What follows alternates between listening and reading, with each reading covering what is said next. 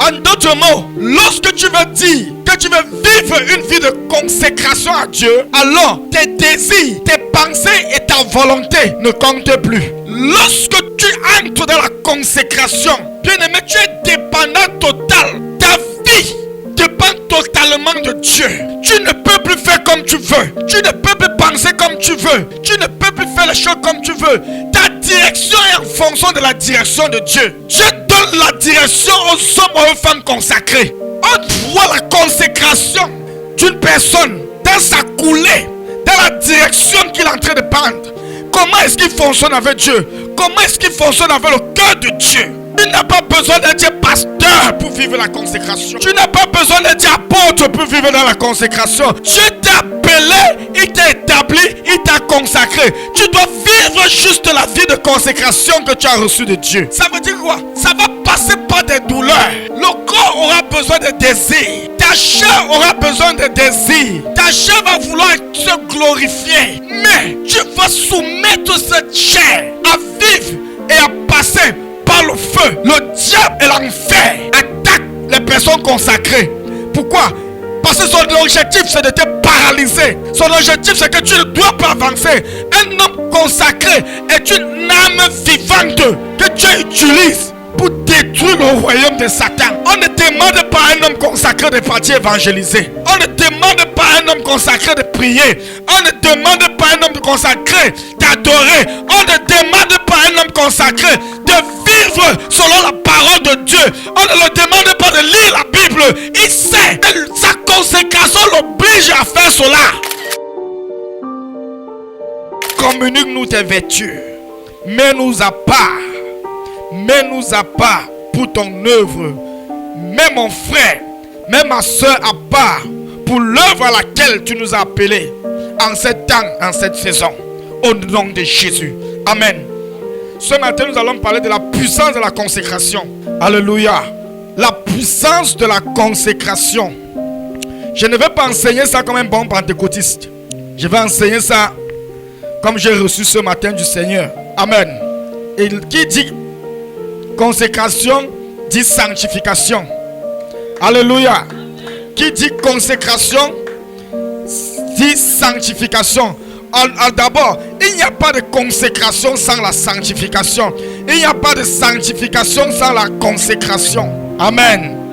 Romains chapitre 12, le verset 1 à 2. Je vous exhorte donc, frères, par les compassions de Dieu, à offrir vos corps comme un sacrifice vivant, saint, agréable à Dieu, ce qui sera de votre part un culte comment raisonnable. Ne vous conformez pas au siècle présent, mais soyez transformés par le renouvellement de votre intelligence, afin que vous discerniez quelle est la volonté de Dieu, ce qui est bon, agréable et parfait.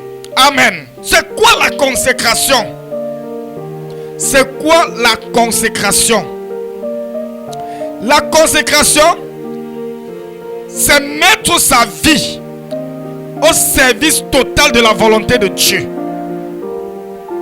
La consécration, c'est prendre sa vie et soumettre cela dans sa totalité au service de Dieu. En d'autres mots, lorsque tu veux dire que tu veux vivre une vie de consécration à Dieu, alors tes désirs, tes pensées et ta volonté ne comptent plus. Je serai très profond ce matin. Recevez ça par la foi. Dans le livre de 1 Samuel, lorsque Anne a eu son enfant, elle avait fait un feu en disant: je veux consacrer mon premier fils, si tu me le donnes, à toi Dieu. Elle a pris son enfant, elle a soumis. Je pensais que ça nous faisait pas mal dans sa chair, dans son être, de prendre son enfant et de soumettre ça à Dieu et dire: il marche, il vit, il fonctionne selon la volonté parfaite de Dieu. Ça faisait tellement mal à Anne. Mais elle a dit ceci. Elle avait pris un engagement. Elle a soumis son fils. Et le prophète Samuel est entré en scène. Bien-aimé, tu ne peux pas compter. Tu ne peux pas compter comment la manière que Dieu a utilisé le prophète Samuel dans le ministère prophétique. Lorsque tu entres dans la consécration, bien-aimé, tu es dépendant total. Ta vie dépend totalement de Dieu. Tu ne peux plus faire comme tu veux. Tu ne peux plus penser comme tu veux. Tu ne peux plus faire les choses comme tu veux. Ta direction est en fonction de la direction de Dieu. Dieu donne la direction aux hommes et aux femmes consacrés à lui. Dieu donne la vision. Dieu donne le ministère. Dieu donne toutes choses aux personnes qui sont totalement engagées avec lui. Tu ne peux pas fonctionner dans la volonté parfaite de Dieu sans marcher dans la vie de consécration. C'est impossible. Tu ne peux pas rendre un ministère. Tu ne peux pas servir Dieu sans au préalable te mettre à part pour lui. C'est pour ça qu'on ne s'attaque pas aux personnes consacrées à Dieu. On ne s'attaque pas aux personnes qui ont été sélectionnées par Dieu pour son œuvre. Tu tentes, tu meurs. Ne fais jamais de bras de fer avec des hommes de Dieu, avec des hommes consacrés. Tu peux être pasteur.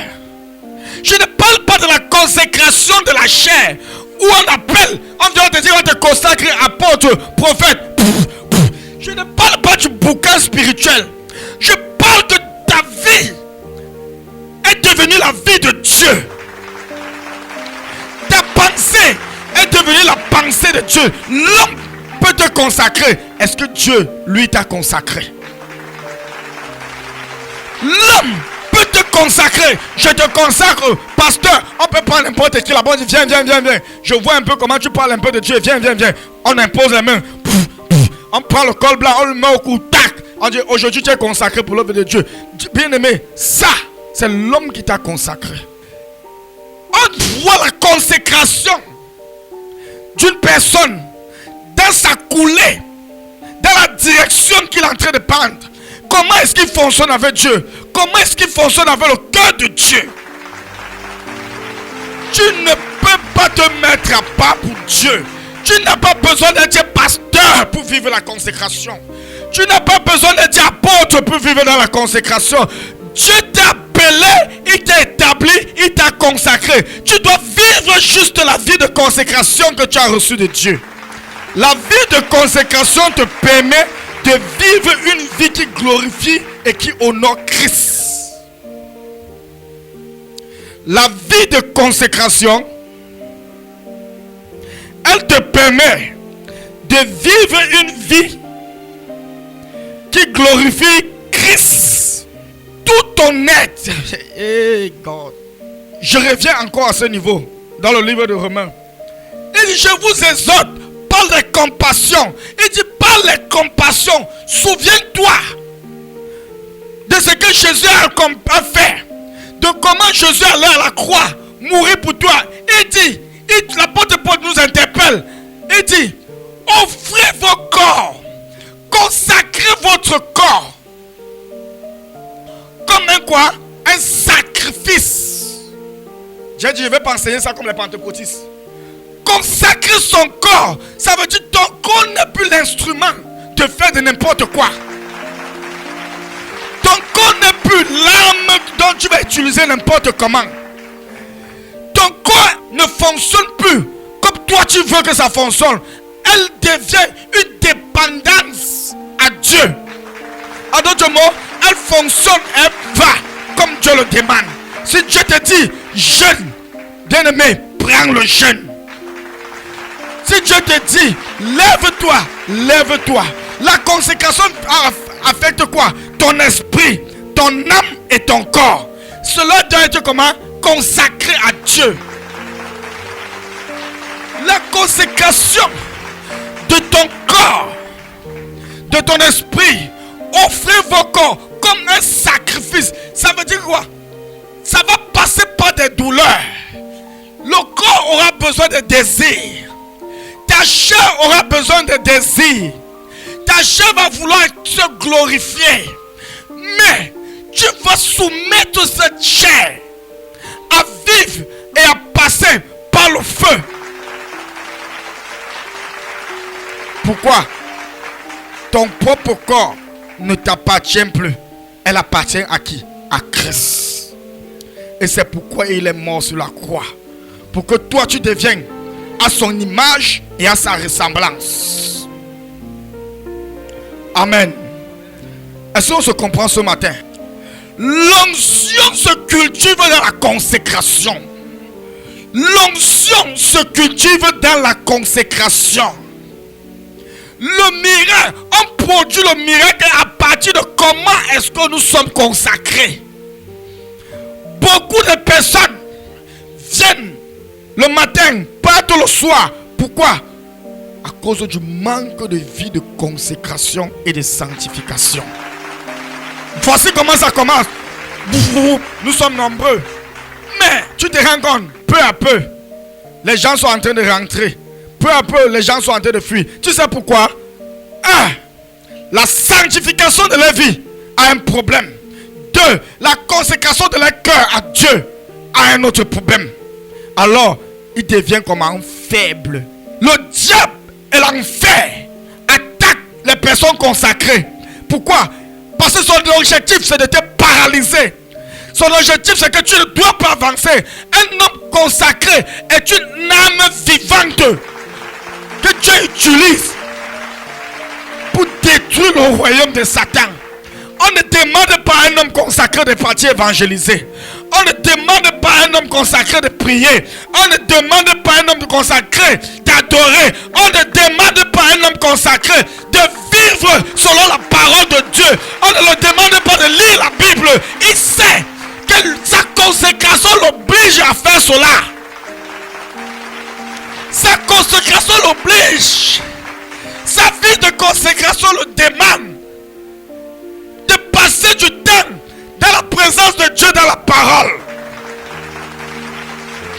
Quel est ton niveau de consécration? Pourquoi tu es faible? Tu es faible. Pourquoi tu es faible? Pourquoi te lever à minuit pour prier est un problème?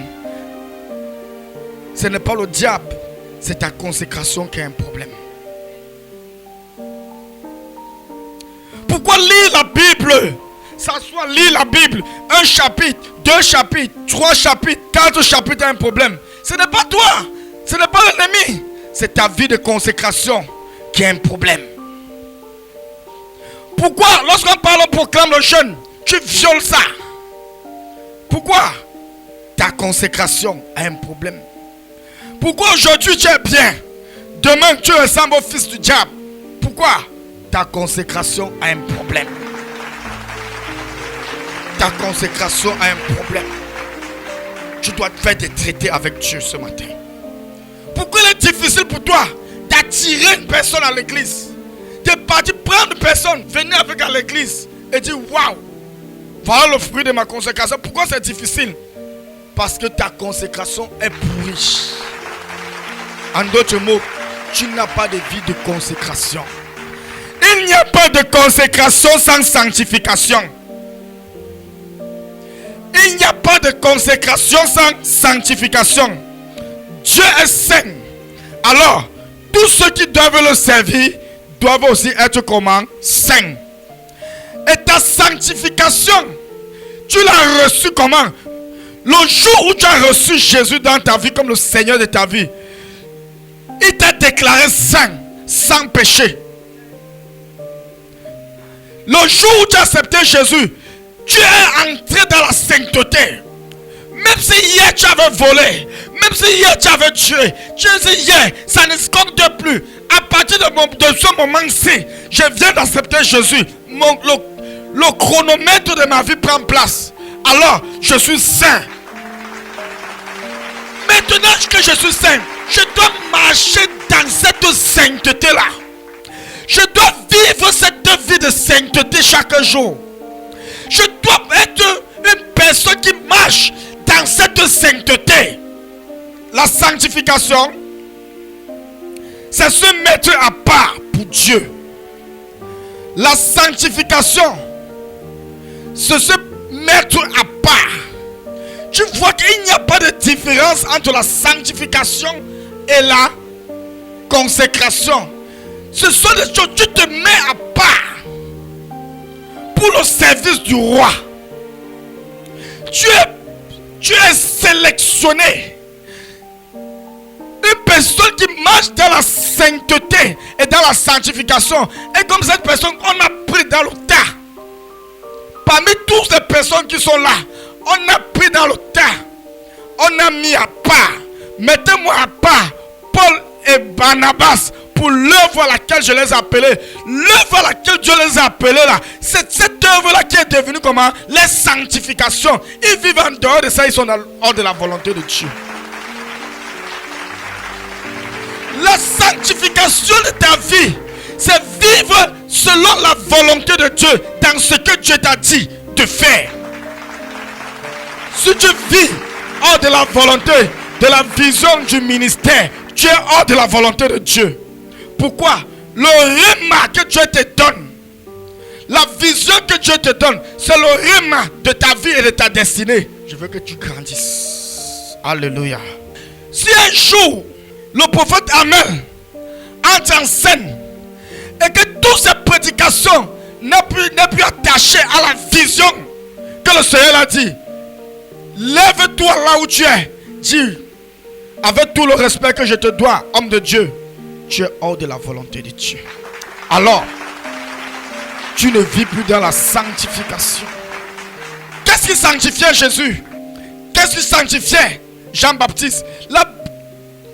Dieu a dit à Jean-Baptiste, tu dois te nourrir de quoi? Des sauterelles et du miel. Et du miel comme un sauvage. C'est ça le rhéma que Dieu l'a dit. C'est la parole que Dieu l'a dit pour sa vie et pour son ministère. S'il part, il dit que les gens sont en train de manger le bongo, ils mangent le bongo, alors il est dans le péché. Il est hors de la volonté de Dieu. Voilà pourquoi je vais te dire une parole ce matin. On a la même consécration. Parce que nous avons tous reçu Jésus. Mais on n'a pas la même sanctification. Parce qu'on n'a pas les mêmes paroles. On a la même consécration. Mais on n'a pas la même sanctification. Je sais que tu veux que je touche le péché. C'est le B à bas. Laisse, je piétine d'abord ça. Je monte. Écoute-moi bien. Quand tu grandis avec Dieu, ne cherche pas d'abord à être un prédicateur. Tu es. Connais le rhéma de Dieu pour ta vie et pour ta destinée. C'est ça qui sanctifie ton ministère et ta vision. Si tu ne connais pas ça, tu vas tourner en rond et tu vas te retrouver toujours à vivre hors de la volonté de Dieu. Pendant que tu grandis, Dieu t'a dit quelque chose qui te sanctifie. Il y a une parole qui te sanctifie. Et lorsque tu entres dans la communauté de saints et qu'il y a une autorité spirituelle sur ta vie, la vision qui transporte, qui sanctifie le ministère, c'est la même vision qui sanctifie tout le monde. En fait, la vision qui transporte, qui le sanctifie, le rhéma que Dieu lui a dit, qui le sanctifie, est le même rhéma que Dieu te dit qui te sanctifie. Alors, quand on insiste de connaître, pas la lettre de la vision, mais le rhéma de la vision, parce qu'à chaque mot de cette vision-là, il y a un esprit que ça transporte. Il y a une onction que ça transporte. Et que tu dois connaître cela pour fonctionner dans la perfection en Christ. Si tu es là, tu veux rester bébé, tu ne vas jamais connaître le rhéma de Dieu. Maintenant, je descends en 6e. Nous devons apprendre à vivre une vie de sanctification en commençant à sanctifier notre propre corps, notre propre esprit, notre propre âme. Tu ne dois pas livrer ton corps en spectacle n'importe comment.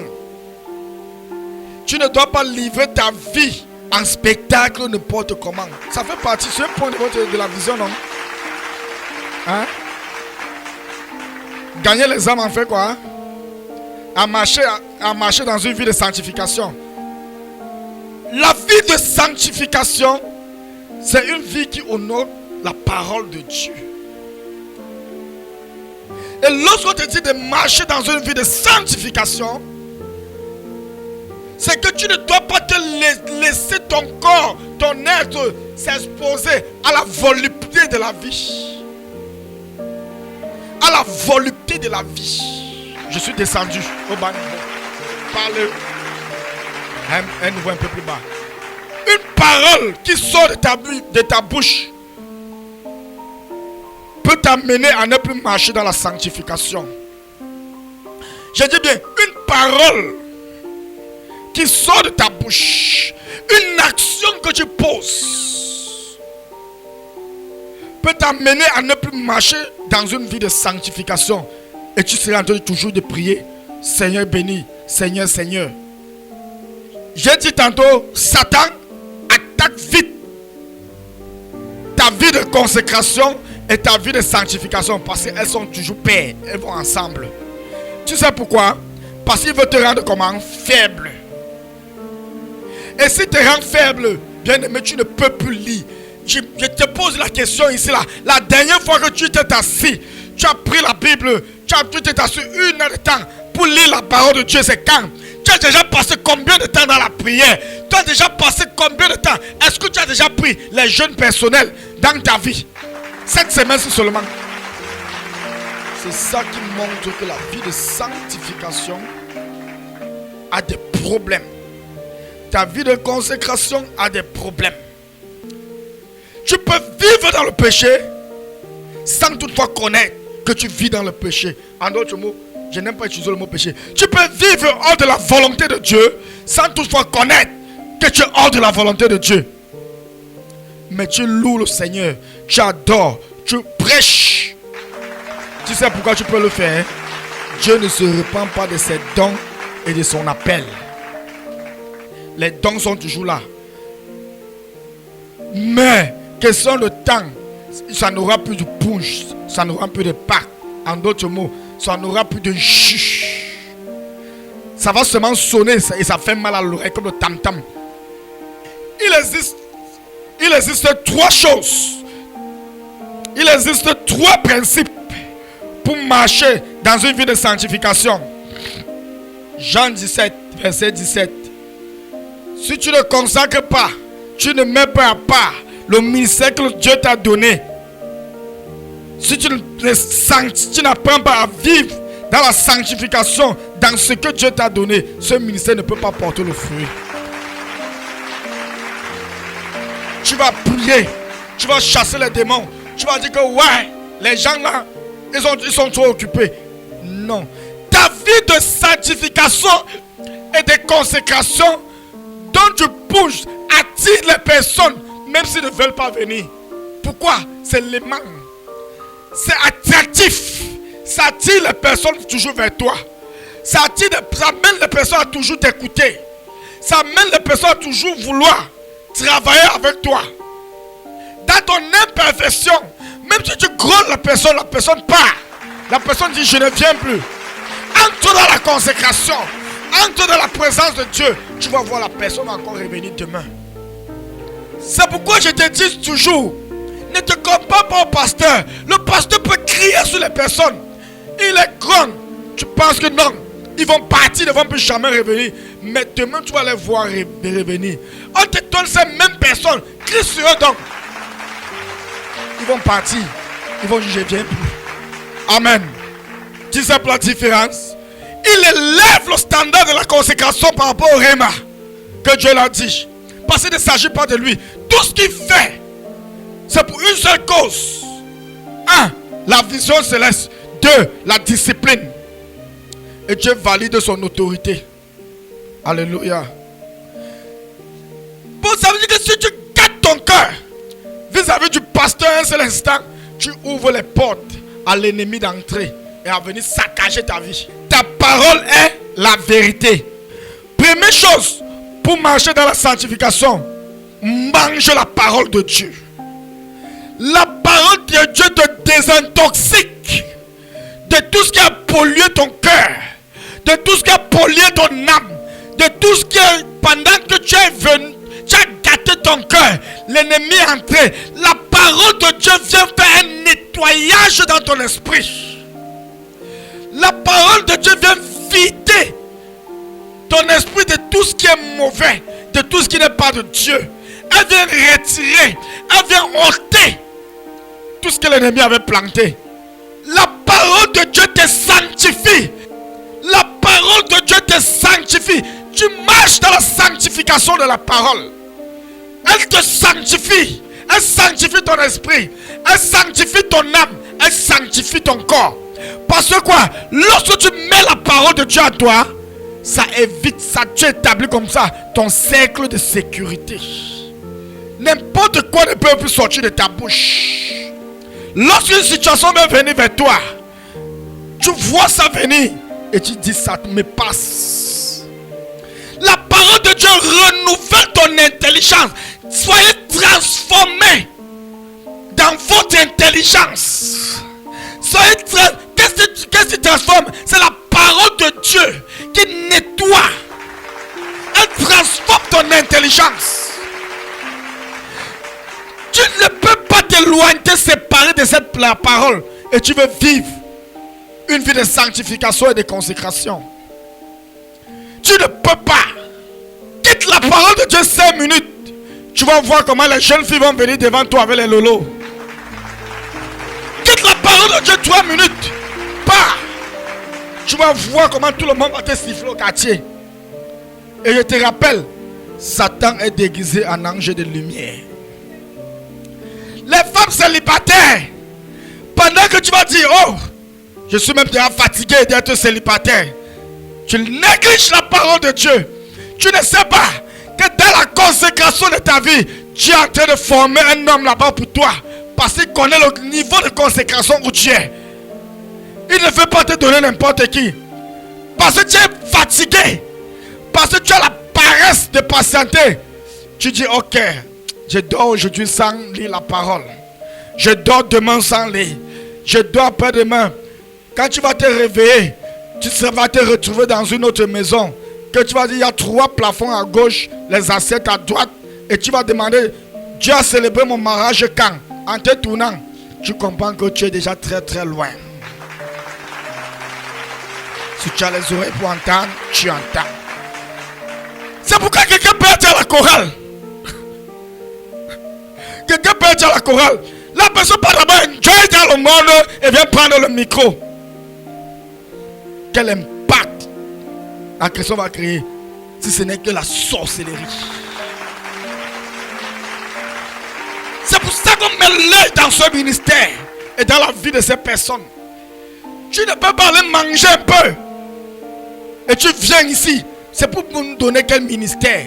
Si ce n'est pas le ministère de la chair. Et tu vas déguiser ça dans la voix. Adonai est un Dieu créateur. On va croire que Jésus veut dire à descendre. Et pourtant que toi-même, tu sais que ici là tu es en train de mentir. Tu vas venir. Là-bas, Sokorobo, Shedere, Baba, Baba. Oh Dieu, aide-moi. Manderebo, Sukarababa. Frère, tu as lu la Bible quand?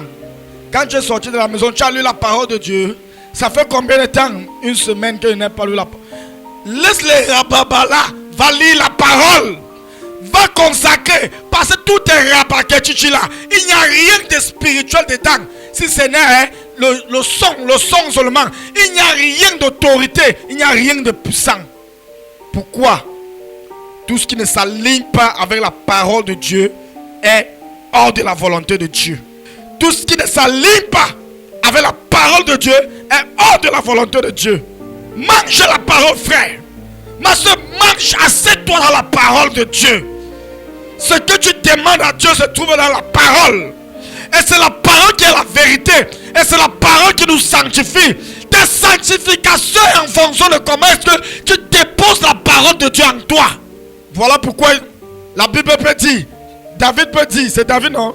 Je sais ta parole dans mon cœur, afin de ne point pécher contre toi.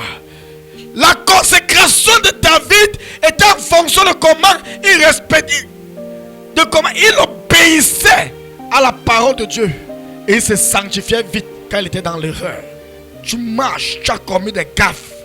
Tu marches 1 jour, 2 jours. Plus tu laisses le désordre dans ta vie, elle grandit. Plus tu es parti, tu as jumpy. Tu ne t'es pas repenti. Tu comptes. Laisse-moi te dire, tu ne vas pas laisser ça.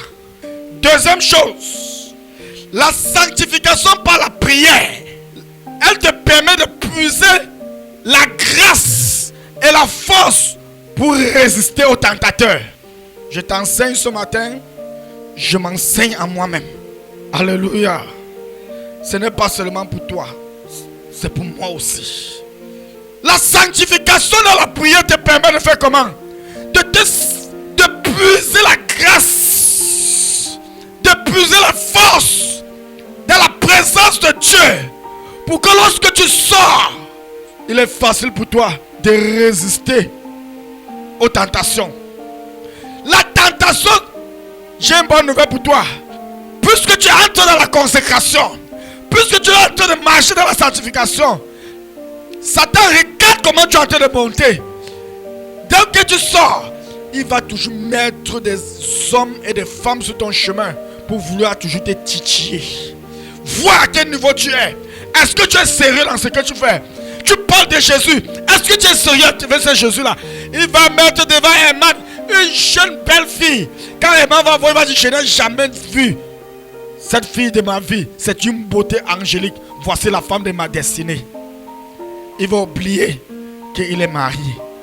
Avant qu'elle ouvre les yeux, ou bien avant qu'elle ouvre les yeux, puisqu'elle est devenue colosse par la puissance de la prière, par la puissance de la parole, arrière de moi Satan, sorcière, Jézabel, quitte mon chemin.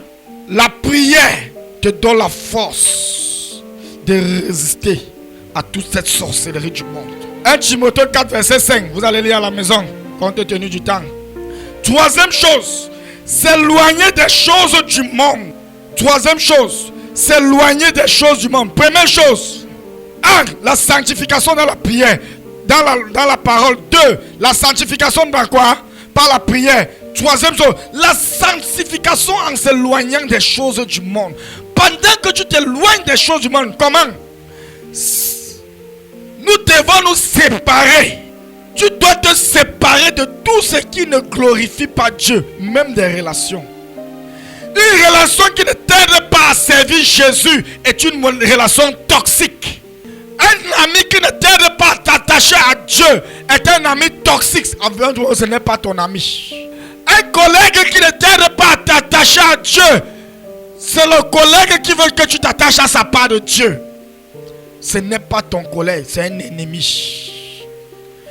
C'est pas toi de tout ce qui n'est pas de Dieu. Tu vas me poser la question. Je suis né de nouveau, j'aime Dieu. Je suis marié à une femme qui ne sert pas Dieu. Je vais juste te dire, continue. Que Dieu te bénisse. Un jour, elle va servir Dieu. Bye. Je n'ai pas dit que ce n'est pas toi d'elle. Attache-toi à quoi elle. Dans la prière, qu'un jour, le Seigneur va toucher son cœur. Mais, tu es fiancé avec une femme qui n'aime pas Dieu. Arrête le fiançailles une fois. Veille sur la qualité de tes relations. Veille sur la qualité du lieu où tu pars. Veille sur la qualité des amis que tu as. Veille sur toi-même. Veille sur ce qui entre dans ta bouche. Veille de ce qui entre dans tes oreilles. Veille sur ce que tu regardes. Veille sur les endroits où tu pars. Ne marche pas avec n'importe qui. Tu n'as pas encore ce niveau. Corinne, ne marche pas avec n'importe qui. Tu as quelqu'un qui ne t'aide pas à marcher avec Dieu. Éloigne-toi de ces personnes. N'accepte pas d'être distrait. Quels sont les genres de films que tu vois? Quels sont les genres de musique? Contre toutes les musiques qui sont dans ton téléphone. Contrôle les films que tu regardes. Contrôle, veille sur ça. Comment est-ce qu'un chrétien peut se tenir avec un mondain 2 heures de temps? Bap, bap, bap, bap, bap, bap. Il parle de tout, sauf de Dieu. Comment? En ce qui concerne l'impudicité. Oh! La Bible n'a pas dit que prie. La Bible n'a pas dit prie. Mais la Bible a dit fuis. Fuyons l'impudicité, les gars. Ça vient. Enlève les chaussures. Enlève les godasses. Arrête ta main, ça peut te freiner. Prends le marathon. Fuyez l'impudicité. Fuis. Ne prie pas qu'au nom de Jésus va me délivrer. Bien-aimé, tu n'es pas plus spirituel que nos pères. Tu n'es pas plus onçonné que nos pères. S'ils ont fui, moi-même, je fuis. D'abord, c'est la distraction qui entre dans la vie des jeunes filles au sein de l'église. Et que tu trouves au sein de l'église, ils mangent, ils viennent s'asseoir, ils se suent la bouche. Bien-aimé, je ne sais pas. Fuis. Fuis, ce n'est pas un acte de faiblesse. Fuis, ce n'est pas l'acte de faiblesse. Ce n'est pas parce que tu es faible. Ce n'est pas parce que tu as peur. Mais c'est parce que tu es un homme sage et averti. Amen. Tu es une personne sage et avertie. Ce matin, je ne sais pas à quel niveau de consécration que tu es. Je ne sais pas à quel niveau de sanctification. Je ne sais pas ce qui a pollué. Quel est le péché qui est entré et qui a pollué ton cœur et qui t'a amené à ne plus vivre une vie de sainteté, une vie qui honore Dieu. Je ne connais pas, mais je vais te dire sur ce que tu te prosternes. Nous prions, nous allons demander pardon à Dieu pour notre manque de vie, de consécration à lui. Suivez les programmes du ministère du Salut en continu sur nos plateformes Facebook et YouTube. N'oubliez surtout pas de liker et partager.